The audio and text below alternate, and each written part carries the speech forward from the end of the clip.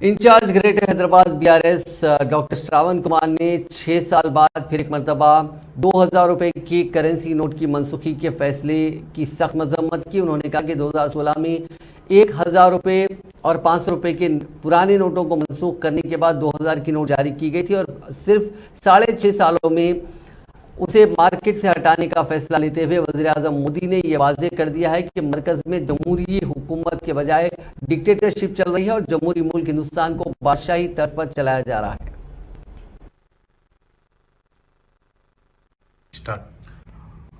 2000 note को रद्द करते हुए जो मोदी का हुकूमत फिर से एक बार निर्णय लिया है, दरअसल ये निर्णय फिर से एक बार मोदी हुकूमत उनका बेवकूफी दिखा रहे हैं।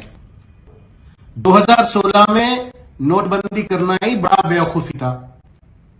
गलत रीजंस को बताते हुए जो है सो वो टाइम पे कालाधन को पकड़ लेंगे, टेररिस्ट को कम करेंगे, ऐसे चीजें लोगों को बताते हुए गुमराह करते हुए जो है सो जब नोटबंदी लगाया, उसके बाद में है सो 1000 नोट को बंद करके जो है सो 2000 नोट क्यों लाया किसी को पता नहीं है।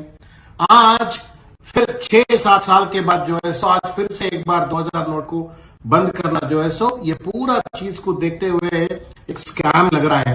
नोटबंदी 2016 में जो लागू किया वही बड़ा स्कैम है। अभी फिर से 2000 रुपए को खत्म करने की जो कोशिश हो रही है ये भी एक स्कैम नजर आ रहा है। डिसीजन लो आप, मगर हिंदुस्तान नरेंद्र मोदी का मनमानी से नहीं चलना चाहिए।